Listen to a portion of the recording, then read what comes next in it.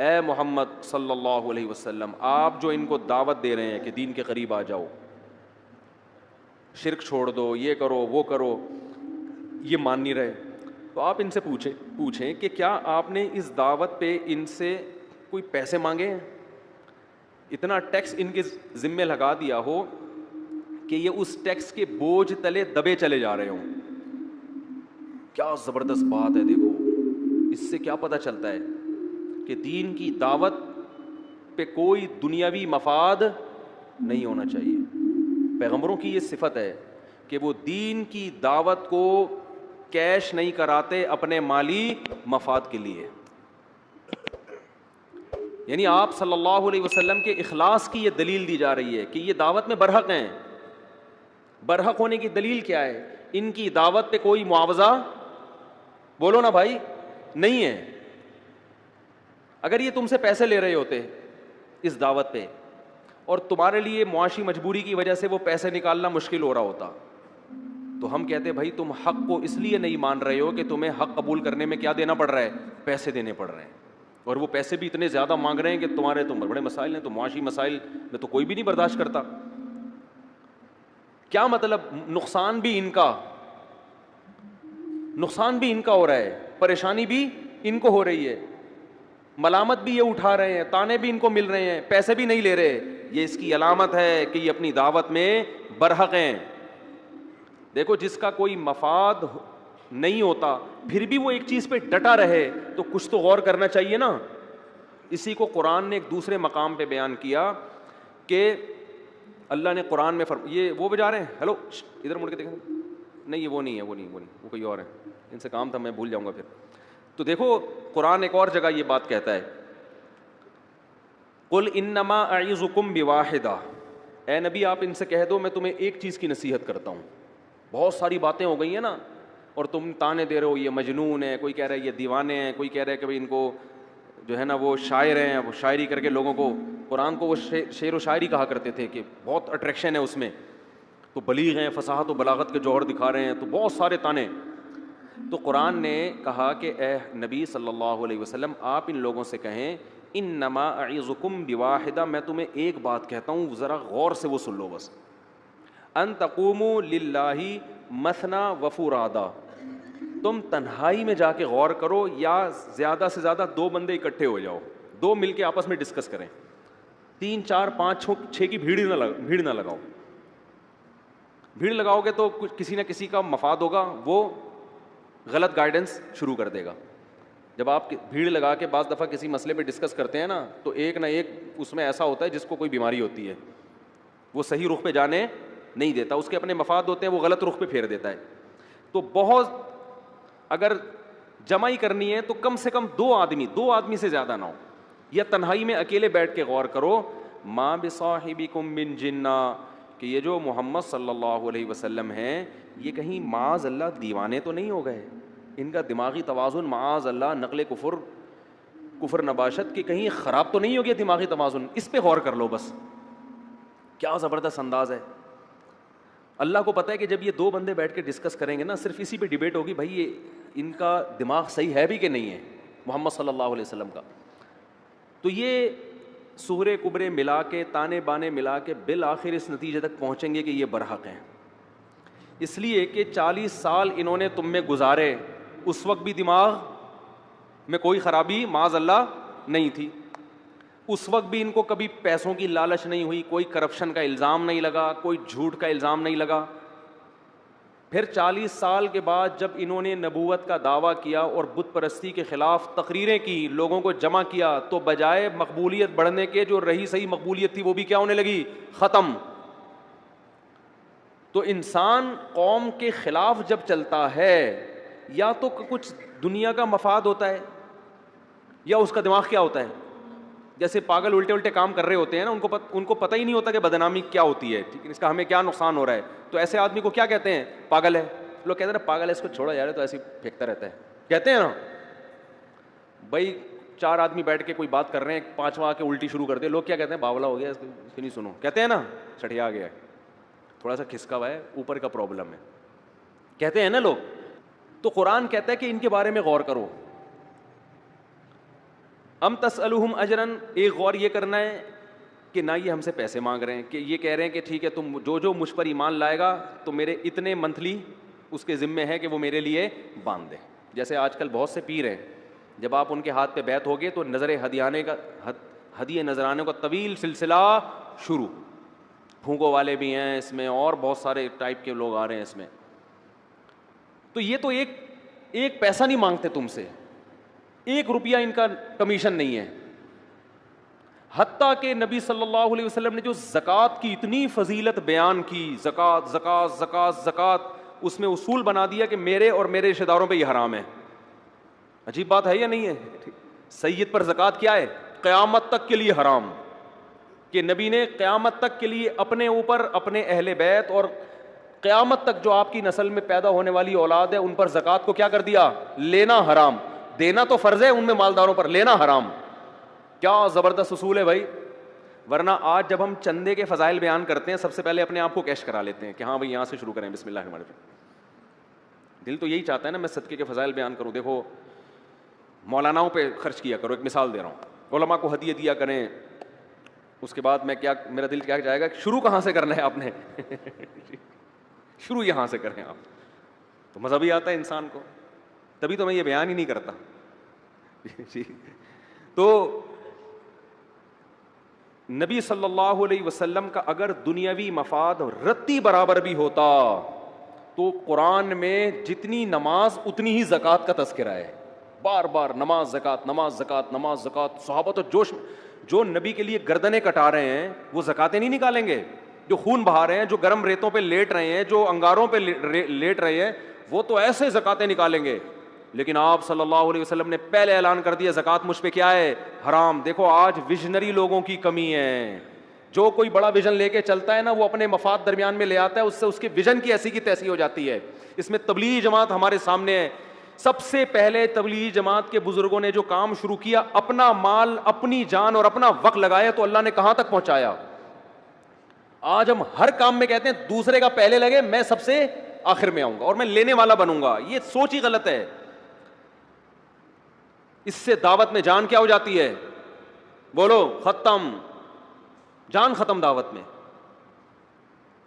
میں مسقط میں تھا تو میں نے جب بیان کیا نا تو وہاں ایک صاحب نے کہا کہ مفتی صاحب کو جو لوگ ہدیے دینا چاہیں یہاں لے آئیں. میں نے اس کو گچی سے پکڑا، میں نے کہا کیا کر رہا ہے بھائی؟ میرے ابا زندہ ہوتے تو چترول لگاتے، تو خاندان کو رسوا کر رہا ہے بھائی. کبھی کسی کے سامنے ہاتھ نہیں پھیلایا ہم نے. یہ کیا کر رہا ہے بھائی؟ انہوں نے کہا نہیں یہ تو علماء کو، لوگوں کو چاہیے کہ ہدیے دیں. میں نے کہا چاہیے تو آپ کے مشورے پہ تھوڑی چاہیے.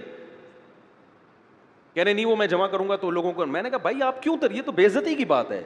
بے عزتی ایسی چیز نہیں ہے جس کو کوئی ڈیفائن کیا جا سکے، یہ محسوس ہونے والی چیز ہے. ٹھیک ہے نا. ہر چیز کو آپ حلال و حرام کا لیبل لگا سکتے ہیں شریعت کا سہارا لے کے. حرام تو کوئی بھی نہیں کہہ سکتا. کوئی میں کہوں یہ عمل حرام ہے جو آپ کر رہے ہو، کہ کون سی آیت میں لکھا ہوا ہے حرام ہے؟ لیکن تھوڑی بہت انسان کو عزت ہو تو وہ جاتی ہے تو محسوس ہوتا ہے. عزت ہو ہی نہیں تو جاتے بھی. وہ میں بتاتا ہوں نا، ایک آدمی ایک محلے میں آیا، وہاں سے نکلا تو کہتا ہے اللہ کا بڑا فضل ہے تیرے بھائی کی عزت نہیں ہے. اس نے کہا کیوں؟ تو اس میں فضل کی. کہہ رہے عزت ہوتی تو آج بہت زیادہ بے عزتی ہو جاتی میری. ٹھیک ہے نا. کیونکہ بے عزتی اسی کی ہوتی ہے جس کی عزت ہوتی ہے. تو ہم نہیں کہہ رہے کہ ہماری کوئی بہت عزت ہے، لیکن اتنی ذلت بھی الحمدللہ نہیں ہے، اللہ نے بچایا ہوا ہے. تو میں حیران ہوا، میں نے کہا یہ کر کیا رہا ہے. پھر ان کے بارے میں تو میں نہیں کہہ رہا کہ ان کی نیت غلط تھی، لیکن بہت سے لوگ یہ ایک ڈرامہ بھی کر رہے ہوتے ہیں کہ علماء کے ساتھ نا یہ آج کل بہت ہو رہا ہے. بہت اس کو نوٹ کرو. سفید پگڑیاں، مونچھیں وونچھیں صاف کر کے ایسے نورانی چہرہ بنا کے اسکاٹن کلف میں مولویوں کے ساتھ ایسے گھس رہے ہوں گے جیسے سب سے چہیتے ان کے یہی ہیں. اور ادھر سے لفافے وفافے سارے وصول کر کے آدھے ادھر آدھے پر. وہ مولانا صاحب پوچھتے تھوڑی کتنے ملے تھے اس میں سے. یہ دھندا ہو رہا ہے بہت زیادہ. میرے ساتھ کسی کی سیلفیاں دیکھیں، چاہے میں اس کے ہاتھ بھی چوم رہا ہوں، میں اس کے گلے مل رہا ہوں، میری طرف سے میرے نام سے اس کو چندہ لینے کی اجازت نہیں ہے. یہ خوب نوٹ کر لیں. اگر وہ کہتا نا میرا ادارہ ہے، میرا مدرسہ ہے، میرا یہ ہے، اور دیکھو مفتی صاحب کے ساتھ میرے کتنے اچھے تعلقات ہیں، تو چندہ اس بیس پہ نہ دیں اس کو. وہ آپ خود تحقیق کر کے اگر سمجھ میں آتا ہے تو دے دیں. یہ نہ سمجھیں کہ مفتی صاحب کا اتنا قریبی ہے تو مفتی صاحب اس پہ ٹرسٹ کرتے ہیں. نہیں بھائی، ہمارے ساتھ کوئی بھی آ کے گلے مل لیتا ہے. ہمیں ایسی ایسی سیلفیاں آ رہی ہیں میرے ساتھ کہ ایسا لگتا ہے میرے اپنے ابا سے اتنے اچھے تعلقات نہیں ہیں جتنے اس سے ہیں. آپ مفتی صاحب ذرا مسافہ کریں، آپ ذرا کندھے پہ ہاتھ رکھ لیں یہاں یوں کر کے. اب گال سے گال ملا کے وہ کر رہا ہے سیلفی, تو لوگ تو سمجھیں گے یہ تو پتہ نہیں, یہ تو اتنا تو کبھی کسی کو ہم نے دیکھا نہیں ہے. تو اس میں سارے فراڈی نہیں ہوتے, لیکن بعض فراڈی میں نے خود پکڑے ہیں جو میرے نام سے سیٹھوں کی جیبیں جا کے کیا کر رہے ہیں, خالی کر رہے ہیں. کسی کو کوئی ایک دھیلا بھی دینے کی اجازت نہیں ہے, دو تو اپنی ذمہ داری پہ, خود بھگتو. ایک صاحب نے بتایا ایک تاجر جماعت میں نکلے, اس نے وہاں جا کے سب کا کھانا کا میری طرف سے, اور بھائی چلے کی جماعت ہے, کھلایا جا رہا ہے کھلایا جا رہا ہے کھلایا جا رہا ہے. لوگ کہہ رہے ہیں یار, حالانکہ جماعت میں تو منع کیا جاتا ہے بھائی اپنا پیسہ خرچ کرو, لیکن نہیں جی ہم کریں گے ہم کریں گے. لوگ بھی کھا رہے ہیں, چلو یار اللہ کی دین ہے. لوگوں کو یقین آ گیا بھائی بڑا سیٹ ہے اور نیک بھی ہے, کھلا بھی رہا ہے, تو لوگ خود پوچھتے ہیں جی آپ کا بزنس کیا ہے. اس نے بتایا ہوگا میرا کوئی پجاموں کا بزنس ہے یا چڈی بنیان کا بزنس ہے, جو بھی ہے. اب ہر آدمی کی ایک معاش تو ہر ایک کی ضرورت ہے نا بھائی, چلے کے بعد جانا تو گھر میں ہی ہے نا. گھر جائیں گے تو وہ بیگم تھوڑی چلا 4 مہینے مانگو کہے گی بھائی انڈے پراٹھے دودھ آٹا دال یہ پہلے ضرورت تو پوری کرو. یہ تو ہر آدمی کی ضرورت ہے. اس کو پتا ہے چلا ختم ہو کے جاؤں گا تو وہی مسائل میرے گھی آٹا دال راشن بجلی کا بل گیس کا بل مسائل کیا ہو جائیں گے, شروع ہو جائیں گے. اور تبلیغ والے تو بس آخرت کے فضائل سنا رہے ہیں, پیسے 5 روپے بھی دینے کے لیے تیار نہیں ہے کہ چلا لگا ہے تو اب آپ 17 گریڈ کے آفیسر ہو گئے ہو تو اب ریونڈ سے آپ کا 5000 وظیفہ جاری کر دیا جائے گا. یہ تو نکلوائیں گے, دیں گے ایک دھیلا بھی نہیں. تو اب ہر آدمی کی ضرورت ہے معاش.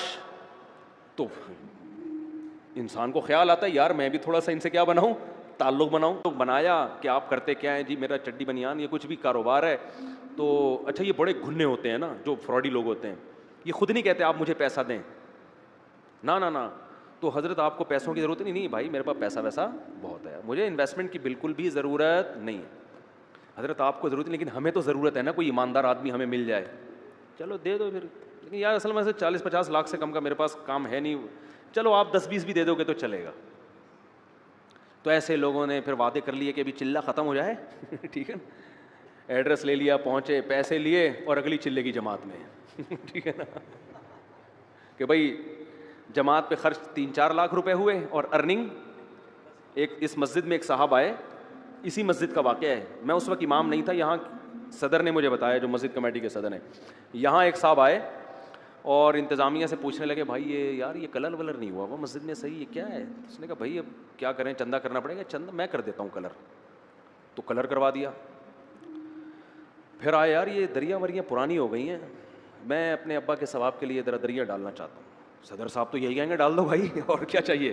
دریا ڈال دیں. آہستہ آہستہ کمیٹی کے لوگ آنے لگے, یار آپ کرتے کیا, چھوڑو کرتے ورتے کیا کام بتاؤ یار مسجد میں کچھ.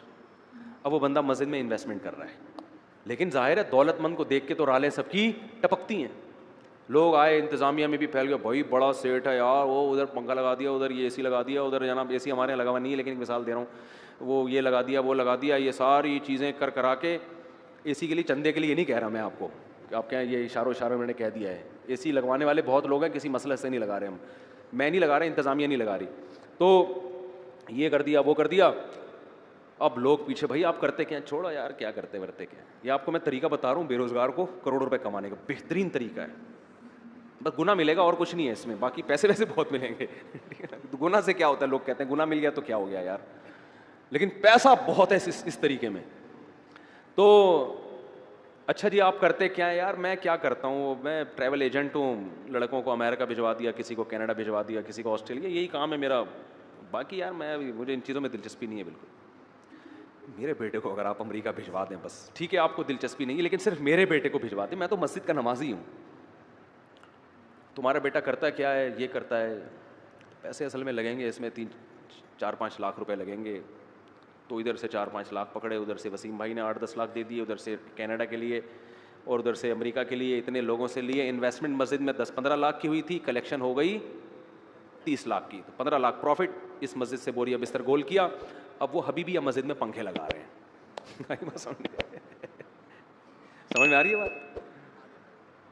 تو یہ ٹریول ایجنسی, ٹریول ایجنٹ پہ تو لطیفہ سنا ہے نا آپ لوگوں نے. وہ ایک آدمی کو ٹریول ایجنٹ نے پیسے لیے کہ میں تمہیں مسقط پہنچاتا ہوں, اور اس کو لانچ میں بٹھا کے گھما پھرا کے گوادر پہ اتار دیا. اب سمندر میں جانے کے بعد تھوڑی پتہ چلتا ہے کدھر کو جا رہا ہے آدمی. گوادر پہ اتار دیا کہ بھائی یہاں تک میرا کام پہنچانا تھا, اب انٹری شہر میں تمہاری. تو وہ گوادر پہ گھوم رہا ہے بیچارہ, اس وقت گوادر آباد بھی نہیں تھا. تو ایک آدمی سے پوچھتا ہے یار مسقط کدھر ہے, کہتے پتہ نہیں, میں تو خود قطر میں گھوم رہا ہوں بھائی.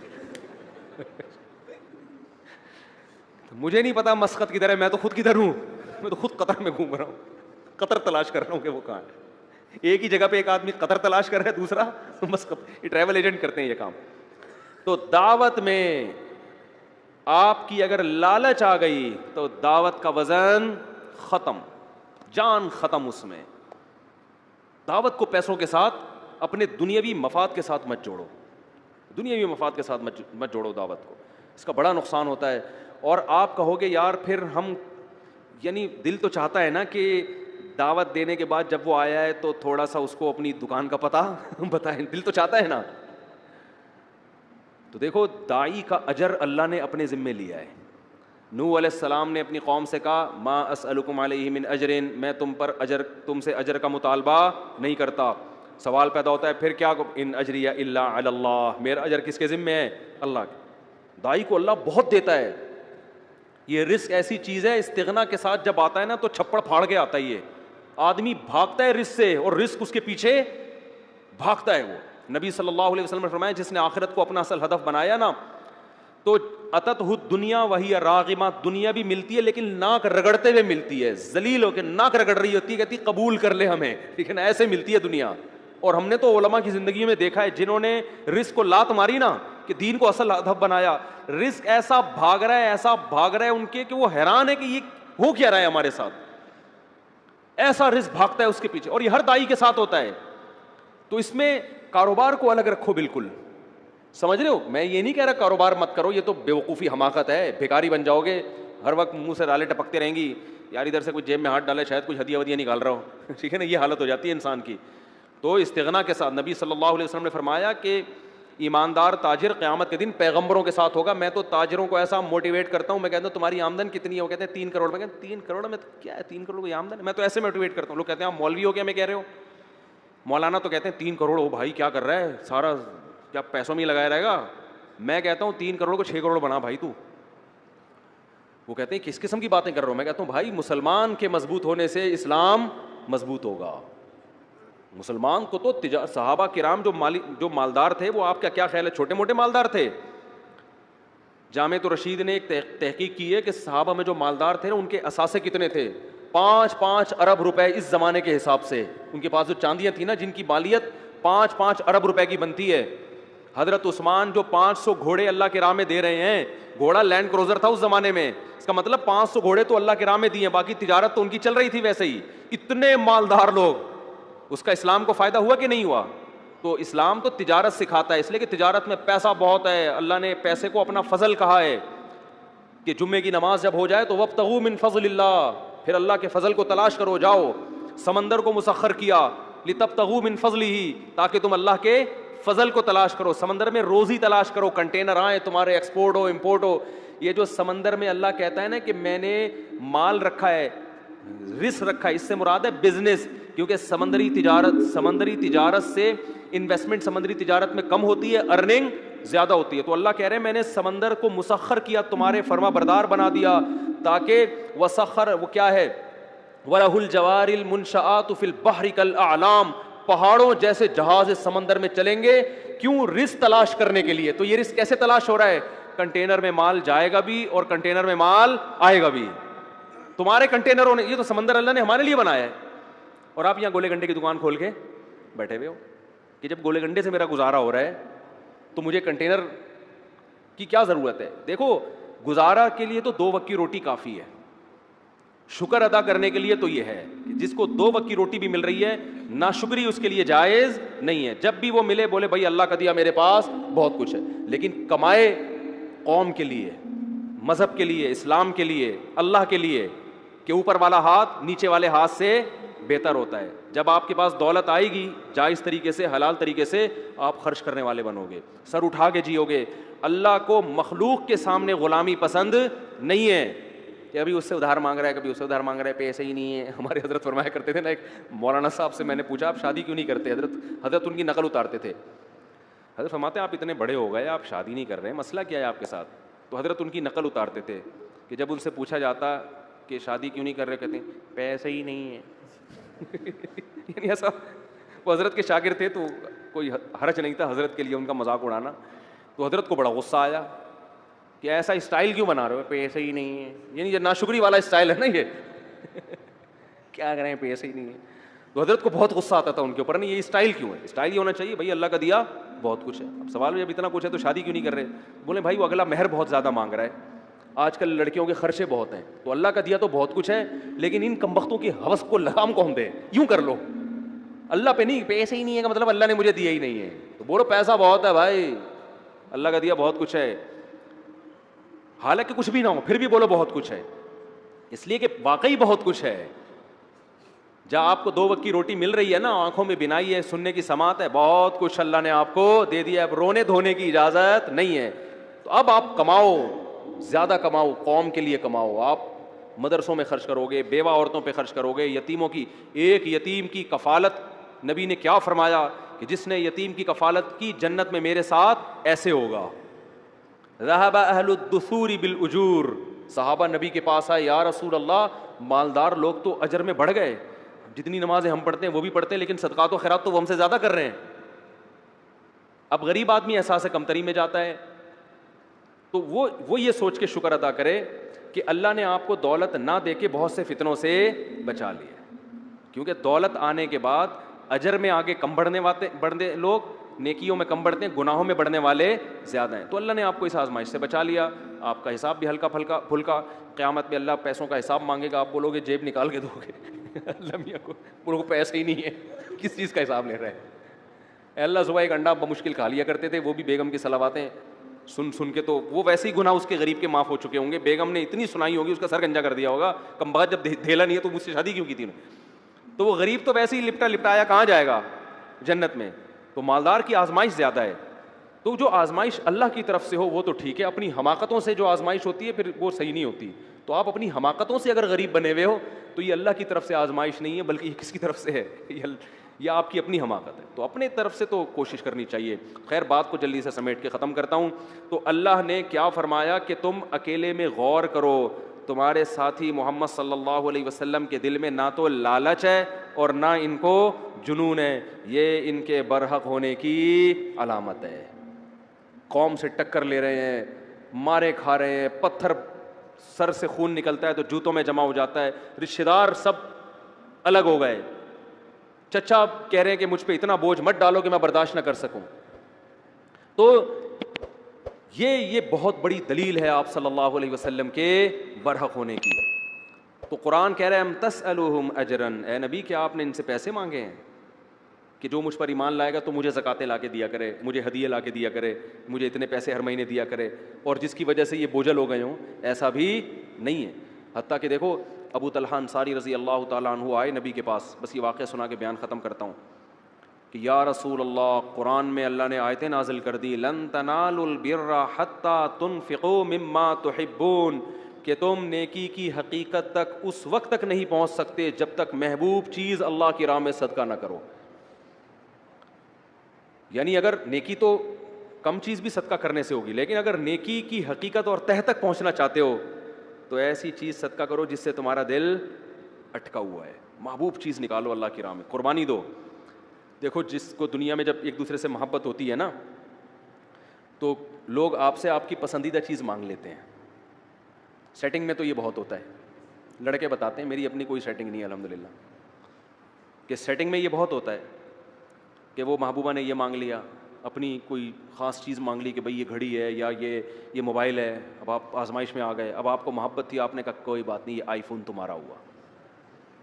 وہ جوش میں آ جاتی ہے, بھائی یہ ہے محبت. یہ دنیا میں ہوتا ہے, انسان آزماتا ہے. اور یاد رکھو یہ ہمارے ہاں بہت بڑی اللہ کی نعمت ہے کہ اب بھی عورت پہ خرچ کرنے کا جذبہ ہے, پٹانے کے لیے بھی. گوروں میں یہ بھی ختم, گوروں میں عورت کا یہ حق بھی ختم ہو گیا کہ انگریز عورت کو پٹانے کے لیے اس پہ خرچ نہیں کرتا, دونوں ایک دوسرے کو اپنے خرچے پہ پٹا رہے ہوتے ہیں. یعنی گرل فرینڈ بھی بوائے فرینڈ کا خرچہ اٹھا رہی ہوتی ہے آدھا آدھا. کم بخت کی سیٹنگ چل رہی ہے گرل فرینڈ سے, برگر بھی وہ اپنے خرچے پہ کھائے گی بیٹھ کے. یہ عورت کا حال ہو گیا ان ملکوں میں. یعنی نہیں آ رہی سمجھ میں, میرا خیال ہے یہ تو یہاں ہے کہ برگر اپنے خرچے پہ, پیزا اپنے خرچے پہ, اور ایزی لوڈ اپنے خرچے پہ. پھر کہیں جا کے وہ 8-10 پہ یہ خرچہ ہوگا تو ایک آدھ پٹ پٹا کے آئے گی آپ کے پاس.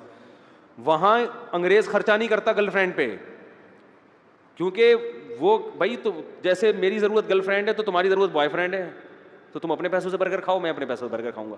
اتنے مزے گوروں کے ہیں, اور نقصان کس کا ہو رہا ہے؟ عورت کا. تو عورت کے حقوق یہاں جتنے ہیں نا وہاں نہیں. گرل فرینڈ حرام ہے, ناجائز ہے, کہیں شروع نہ کر دیں. ایک مثال دے رہا ہوں میں. تو کیا بات کر رہا تھا میں, جلدی سے بات کو سمیٹ کے ختم کروں میں. کون سا واقعہ؟ ہاں, تو محبوب ترین چیز اللہ کی راہ میں صدقہ کیا جائے. قرآن نے کہا نیکی کی تہ تک تم اس وقت پہنچو گے. یہ آیت جب نازل ہوئی, لن تنالوا البر, ہرگز نہیں نیکی کی حقیقت تک پہنچ سکتے جب تک محبوب چیز صدقہ نہیں کرو گے. حضرت ابو طلحہ انصاری آئے, یا رسول اللہ, اللہ نے آپ پہ جو آیتیں نازل کی, قرآن نازل کیا, اس میں اللہ نے فرمایا کہ محبوب ترین چیز کو صدقہ کرنا پڑے گا. تو میں نے اپنے دائیں بائیں غور کیا, میرے پاس محبوب ترین مال کون سا ہے؟ تو میرے 2 باغ ہیں جو مجھے بہت ہی محبوب ہیں. پراپرٹی ہے نا, ایک تو باغ ویسے ہی اچھا لگتا ہے, دوسرا وہ ارننگ کا اس زمانے میں اس سے بہتر ذریعہ تھا نہیں, تو یہ تو میری ارننگ کا ذریعہ ہے, یہ مجھے بہت محبوب ہے. تو آپ کو اختیار ہے, آپ جہاں چاہیں صدقہ کر دیں. میں ہوتا تو شاید میرے دل میں لالچ آتی کہ بھائی میں بھی آخر انسان ہوں. ہے بھائی, میرے بیان سن کے تمہیں صدقے کی توفیق ملی ہے, اور میرے بچے بھی ماشاءاللہ ہول سیل کے حساب سے ہیں. میرے ذہن میں تو وسوسہ آ جاتا.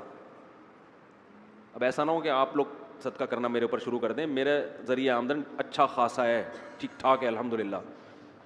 بزنس ہے میرا, اور آج سے نہیں ہے, 15 سال سے ہے. باقی میں کسی کو بتاتا نہیں کون سا بزنس ہے. یہ ہوائی بزنس ہی پراپر بزنس ہے.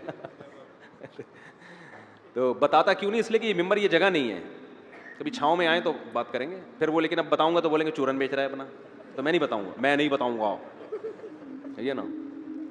تو یہ ضمناً میں نے اس لیے بتا دیا کہ آپ کہیں گے یہ کیا ہو رہا ہے یہ. تو کیا کہہ رہا تھا یار, ایک تو کھوپڑی بہت عجیب سی ہو گئی. ہاں, حضرت ابو طلحہ انصاری آئے, تو میں اگر ہوتا تو میرے دل میں لالچ آتی کہ یار میرا بیان سن کے آپ کی سخاوت جوش میں آئی ہے, تو کس کو دے دو, مجھے دے دو. اور یہ تو زکوٰۃ بھی نہیں ہے نا جو سید پہ حرام ہو, تو یہ تو آپ پہ صلی اللہ علیہ وسلم پہ حرام بھی نہیں تھا. اور آپ صلی اللہ علیہ وسلم اتنے مسکین کہ گھر میں 40 دن چولہا نہیں جلتا, آگ جلنے کی نوبت ہی نہیں آتی, صرف کھجور پہ گزارا ہوتا تھا. وہ بھی کبھی مل گئی کبھی نہیں ملی. تو سب سے زیادہ مسکین کون تھے؟ آپ صلی اللہ علیہ وسلم, اور 9 بیویاں. لیکن آپ صلی اللہ علیہ وسلم نے فرمایا اپنے چچا زاد بھائیوں کو دے دو. کیوں؟ قرآن رشتہ داری جوڑنے کا بہت زیادہ حکم دیتا ہے نا. تو آپ صلی اللہ علیہ وسلم کو معلوم تھا ان کے چچا زاد بھائیوں کی مالی حالت اچھی نہیں ہے, اور ان کے ریلیٹیو بھی ہیں, رشتہ دار بھی ہیں. پہلے آپ نے فرمایا بخن ذاک مال رابع, فرمایا واہ واہ واہ, یہ تو بہت قیمتی مال ہے. اپریشیٹ کیا کہ یہ تو بڑا جذبہ ہے تمہارا, اتنا قیمتی مال صدقہ کر رہے ہو, واہ واہ واہ واہ. پھر فرمایا اپنے چچا زاد بھائیوں کو دے دو جا کے. کیوں؟ اس میں کیا ہوگا, صدقے کا ثواب بھی ملے گا اور رشتہ داری مضبوط ہوگی. صدقے کا ثواب بھی ملے گا اور رشتہ داری مضبوط ہوگی. کتنا بڑا ظرف ہے. آج جاہل پیروں کو میں یہ ہمت دیکھی آپ نے, کہیں گے ڈبہ اس میں ڈال دو. ٹھیک ہے نا, کلی اختیارات کے ساتھ کہ جب میں چاہوں میں کھاؤں, جب چاہوں میں صدقہ کروں. یہ کلی اختیارات مجھے سمجھ میں نہیں آتے. بعض لوگ پیسے لا کے پکڑاتے ہیں, مفتی صاحب آپ کو مکمل اختیارات ہیں, چاہے خود کھا لیں چاہے صدقہ کریں. میں کہتا ہوں مجھے آزمائش میں مت ڈالو, یہ بہت بڑی آزمائش میں ڈال رہے ہو آپ. بھائی مجھے ہدیہ دینا تو بولو آپ کے ہیں, وہ تو پھر مجھے خود ہی اختیارات ہوں گے. کیونکہ انسان ایسے موقع پہ اتنی مصیبت میں پڑ جاتا ہے کہ آپ نے کوئی رقم دی, بولا آپ چاہو تو آپ استعمال کرو, چاہو تو صدقہ کر دو. آدمی کہتا ہے پتہ نہیں یار ایک مصیبت میں ڈال دی ایک بندے نے, یہ کیا. وہ تو ویسے بھی آپ سیدھے سے بولو بھائی صدقہ کر دو اس کو, یہ آپ کے نہیں ہے, یہ صدقہ کرنے کے لیے. تو یہ گول مول باتیں نہیں کرنی چاہیے ان معاملات میں کبھی بھی. پیسوں کے معاملے میں آدمی کیا ہو, ایک نمبر ہو. تو نبی صلی اللہ علیہ وسلم نے فرمایا کس کو دے دو, ابن الاعمام, اپنے چچا زاد بھائیوں کو دے دو. کیسا ظرف ہے. دیکھو ہمیں بھی نبی سے یہ چیزیں سیکھنی چاہیے. آپ جب بہن بھائیوں کو صدقے کی ترغیب دے رہے ہو, رشت کوئی بھی گھر کا بڑا ہوتا ہے بچوں کو ترغیب دے رہا ہوتا ہے, تو اپنے فضائل نہ سنانے شروع کر دیا کرو. ٹھیک ہے نا, اس سے بچے سمجھیں گے ابا کے حقوق ابا کے علاوہ کوئی اور بتائے ان کو, پھر مزہ آئے گا. اب گھر میں والدین نا اپنے بچوں کو اپنے حقوق بتا, دیکھو ابا کا یہ حقوق, ٹھیک ہے صحیح ہے یہ بھی, لیکن اس سے بچے پہ اثر نہیں پڑتا. بچے کو ابا کے حقوق کوئی اور بتائے گا تو ماں بتائے بچے کو باپ کے حقوق کیا ہوتے ہیں، اور باپ بتائے کہ ماں کے حقوق کیا ہوتے ہیں، پھر کام ہوگا ہٹو بچوں. ابا اپنے حقوق بتا رہا ہوتا ہے، اماں اپنے والے زیادہ بتانا شروع کر دیتی ہیں. بچہ کہتا ہے یار دونوں کے کیا ہیں آپس میں مفاد ہیں. ٹھیک ہے نا. ماں اگر باپ کے حقوق بتائے نا کہ بیٹا تمہارے باپ کا یہ حق ہے، باپ سے کبھی اونچی آواز سے بات نہیں کرنا، اور باپ کی بڑی عزت ہوتی ہے، یہ تمہارا باپ ہے. صحیح ہے. ٹھیک ہے. یہ تمہارا کیا ہے؟ باپ ہے. یہ کوئی معمولی چیز نہیں ہے. یہ چھت اس نے مجھے دی ہوئی ہے، اور یہ وغیرہ وغیرہ جو بھی شوہر کے فضائل مستحضر ہوں اس وقت سوچ بچار پہ غور و فکر کر کے مطالعہ کر کے جو ذہن میں آ جائیں عورت کے اس وقت کہ بھائی یہ اس نے مجھے چھت دی ہوئی ہے، اور دیکھو یہ جو میں تمہیں پراٹھے کھلاتی ہوں نا صبح صبح، تو پراٹھے تو میں کھلا رہی ہوں لیکن خرچہ کون کر رہا ہے؟ بچوں کو نا ابا کی احسانات نظر نہیں آ رہے ہوتے ہیں، اماں کے نظر آ رہے ہوتے ہیں کہ اماں پیمپر بھی چینج کر رہی ہوتی ہیں، واپس دوسرا لگا بھی رہی ہوتی ہیں. یہ نہیں پتا ہوتا کہ پیمپر میں تیل کس کا نکلا ہے خریدنے میں، یہ باپ کا نکلا ہے. لیکن سارا دن کماتا ہے وہ گدھے کی طرح، پھر جا کے پیمپر آ رہے ہیں گھر میں. تو بچہ تو ماں کو دیکھ رہا ہوتا ہے کہ پراٹھا بنا رہی ہے، انڈا کھلا رہی ہے، اور جیم پہ روٹی لگا رہی ہے، یہ کھا لے، نہیں پھر یہ نہیں کھانا تو چلو وہ کھا لے. وہ جو اس کے سب کچھ تیار کر کے اس کو وین میں بٹھا رہی ہے اور پھر واپس آتا ہے تو گلے لگا رہی ہے. بچہ یہ دیکھ کے سمجھتا ہے کہ اماں کے حقوق ابا سے زیادہ ہیں. تو اماں یہ سکھائے کہ بیٹا یہ پیمپر ابو کے پیسوں سے آیا، یہ جو چھت ملی ہے کس نے دی ہے؟ تم اتنی عزت کے ساتھ ہو نا، میں بھی اور تم بھی، یہ کس نے دی ہے یہ نعمت؟ یہ تمہارے ابا نے دی ہے. اور تم اسکول میں جا رہے ہو، وین کی فیس بھی ابا دیتے ہیں، تو یہ سارا خرچہ ابا کا ہو رہا ہے، اور اسکول کی فیس بھی ابا دیتے ہیں. اور تمہیں جو قوم ملی، خاندان ملا، یہ بھی کس کی وجہ سے ملا؟ ابا کی وجہ سے. پھر مزہ آئے گا. اور ابا الٹا کام کر رہے ہوں، ابا کہہ رہے ہوں کہ بیٹا دیکھو تمہیں تکلیفوں سے جنا کس نے ہے؟ ماں نے جنا ہے، اور میں تو صرف پیسے دے کے نکل لیتا ہوں پتلی گلی سے.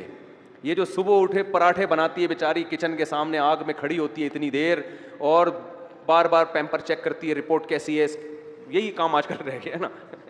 خراب رپورٹ ہے تو چینج کر دو ورنہ وہی لگا رہنے دو. ٹھیک ہے نا. تو وہ بچوں کی ہگائی متائی کا کام تو پیمپروں نے اپنے ذمہ لے لیا ہے. تو یہ جو چیک کرتی ہے، میرے اندر تو یہ ہمت نہیں ہے. تمہیں گود سے لگایا، تمہیں اپنی چھاتی سے دودھ پلایا، تمہیں تکلیفوں سے اٹھایا، تو باپ ماں کے فضائل سنا رہا ہو. اور بیٹا یہ جو میں گھر میں تم آرام سے پل رہے ہو، میں سفر بھی کرتا ہوں، دنیا سے باہر بھی ملک سے باہر بھی جاتا ہوں، شہر سے باہر بھی جاتا ہوں میں، تو میں پھر بھی تمہارے بارے میں سکون میں رہتا ہوں کہ انہیں کوئی تنگ نہیں کرے گا، یہ محفوظ ہاتھوں میں ہے، کیونکہ ماں کا آلٹرنیٹ کوئی بھی نہیں ہے. تو میں جو اتنی بے فکری سے تھڑے پہ بیٹھ کے گپے لگا رہا ہوتا ہوں نا دوستوں کے ساتھ، مجھے پتا ہے بچے گھر میں صحیح پل رہے ہیں. ماں کے علاوہ کسی اور گود میں ہوتے پتہ نہیں کیا کر رہی ہے، زہر کھلا دے کہ مارنا دیتی کہیں. وہ سامنے تو بڑی اچھی بنی ہوتی ہے ماشاء اللہ، میرا لال باپ کے جاتے ہی بولے کم بخت. ایک آدمی نے کہ شادی کی، سوتیلے بیٹا ملا نا اس کو، تو مجھے وہ کہہ رہا ہے یار یہ سوتیلا بیٹا جو ہے نا مجھے ایک آنکھ نہیں بھا رہا ہے. ٹھیک ہے نا. ان کا مزاج بھی ہے، کہہ رہے یار یہ مجھے ایک آنکھ نہیں بھا رہا ہے یہ. تو میں نے کہا کیا خرابی؟ کہہ رہے یار یہ مجھے پتہ نہیں اپنے بچوں میں بالکل بھی اچھا نہیں لگ رہا ہے. تو ظاہر ہے جو سچی مچی کی ماں ہوتی ہے، سچی مچی کا باپ ہوتا ہے، اس کو جو اپنے بچے اچھے لگتے ہیں وہ دوسروں کے اچھے نہیں لگتے. تو باپ کو چاہیے بچوں کو بتائے کہ دیکھو تمہاری ماں نے جو تمہیں گود میں سکون ملا ہے نا، اور میں بھی جو تمہاری طرف سے تسلی میں ہوں، کیونکہ مجھے پتا ہے کہ تمہاری ماں تمہیں پال رہی ہے. کوئی اور عورت ہوتی تو مجھے بھی تسلی نہ ہوتی. تو دونوں ایک دوسرے کے فضائل سنائیں گے تو کام چلے گا. وہ ادھر اپنی طرف گھسیٹ رہا ہے، وہ ادھر اپنی طرف، کہ ماں کی باتوں میں نہیں آنا. بتا دوں یہ تو میں اس کی باتوں میں آ گیا تھا تو شادی ہو گئی میری اس سے. اب تم نہیں آنا، تمہاری ماں الٹی باتیں بتائے گی بیٹا تمہیں. اور ماں یہ کہہ رہی ہوتی دیکھو تمہارے ابا نے تو مجھے کبھی سکون دیا نہیں ہے، اس کی باتوں میں مت آنا. تو اس سے بچہ کسی کا بھی نہیں بنتا، یہ بتا دوں. نہ باپ کا رہتا ہے نہ ماں کا رہتا ہے. تو کہاں سے کہاں بات چلی گئی. تو خلاصہ یہ نکلا اس پوری بحث کا کہ ہمارے نبی کی دعوت میں کیا تھا؟ اخلاص. اور یہ جب تک لوگوں کی جیب پہ لالچ ہوگی نا، نظر ہوگی، یہ چیز پیدا نہیں ہوگی. گھما پھرا کے لے آؤ گے کہیں نہ کہیں سے چورن چٹنی کی طرف. ٹھیک ہے نا. ایک دم مایوس کر دو لوگوں سے اپنے آپ کو، ایک دم کیا کر دو؟ مایوس. کہ بھائی کوئی کروڑ پتی بھی ہے تو میری بلا سے، میرے لیے نہیں ہے وہ، میں وہی ہے جو میری جیب میں ہے. میں نے ایک بیان کیا تھا، وہ بڑا اچھا کلپ چلا ہے، بہت میں نے خود بھی سنا تو بڑا اچھا لگا، مجھے مزہ آیا. کہ آپ کے سامنے لوگ اپنی دولت بتاتے ہوئے ڈرے نہیں، اپنے آپ کو ایسا بناؤ. کوئی آ کے آپ کو کہتا ہے نا میری کروڑ روپے کی آمدن ہے، ڈرتا ہے، بتاتا نہیں ہے، اس کو پتا ہے قرضہ مانگے، کل اس کے پہ حالات آئیں گے مجھے اسے فون کرے گا پیسے چاہیے. تو اپنے آپ کو ایسا بنا دو کہ لوگ آپ کے سامنے آ کے اپنے دل کی بات رکھیں کہ میری اصل ایکچوئل آمدن اتنی ہے، اور اس کو یہ امید ہو کہ میرے بتانے سے ان کی صحت پہ کوئی فرق نہیں پڑے گا. ایسا نہیں ہوگا کہ حالات آئے تو مجھے فون کریں گے. میں بہت نالائق ہوں، لیکن اللہ کا فضل ہے بڑے بڑے تاجر مجھے اپنی آمدن بتاتے ہوئے جھجکتے نہیں ہیں.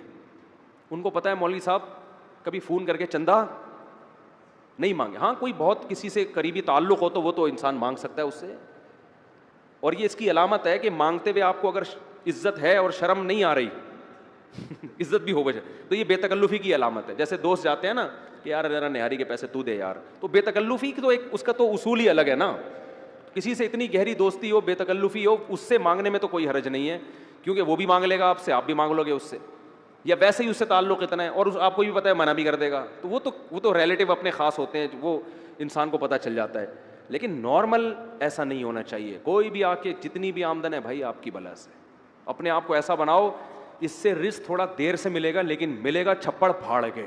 اور جو لالچ ہے نا ادھر سے نکال لوں, ادھر سے لے لوں, ادھر سے لے لوں, اس سے فوری طور پہ تو کچھ مل جاتا ہے لیکن ہمیشہ کے لیے انسان محروم ہو جاتا ہے. لوگ سمجھ جاتے ہیں کہ یہ لالچی آدمی ہے, اس سے چھپاؤ بھاگو, پھر قرضہ مانگو, فون نہیں اٹھاؤ اس کا.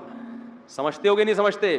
خدا کی قسم سر اٹھا کے عزت کے ساتھ جینے میں جو مزہ ہے نا, ایسا خاندانی مزہ ہے جو کباب پراٹھوں میں وہ مزہ نہیں ہے. ایک واقعہ سنا دوں تاکہ بیان کمپلیٹ ہو جائے. ہمارے حضرت ایک واقعہ بہت سنایا کرتے تھے, ہمیں بڑا اچھا لگتا تھا یہ واقعہ. پرانے وقتوں کی بات ہے جب بادشاہی حکومت ہوا کرتی تھی, تو ہندوستان سے جو ہے نا کوئی شخص چلا گیا کسی عرب کنٹری میں. اس وقت سعودی عرب نہیں تھا, عرب ارض حجاز کہا جاتا تھا. عرب لوگ بڑے سخی ہوتے ہیں. تو یہ چلا گیا بے یار و مددگار, تو وہاں کسی شہزادے نے اس کا بڑا اکرام کیا کہ بھائی ہندوستان سے آیا ہے, مسافر ہے, تو بڑا اکرام کیا اس کا. اس کو بڑی خوشی ہوئی کہ عرب شہزادہ میرا اکرام کر رہا ہے. تو اس نے کہا کہ کبھی ہندوستان آؤ اور تمہیں کچھ ضرورت ہو تو میرے گھر پہ آنا. شہزادے نے کہا مجھے کیا ضرورت, میں شہزادہ آدمی, میں تو فقیر غریب آدمی ہے, تو میں نے تیری مدد کر لی, ویسے ہی مجھے کوئی تجھ سے مدد نہیں. وہ فقیر تھا بیچارہ, غریب تھا نا. تو پھر بھی اس فقیر نے کہہ دیا کہ یار حالات کا کچھ پتہ نہیں ہوتا, کبھی آنا ہو تو یہ میرا ایڈریس ہے, آ جانا.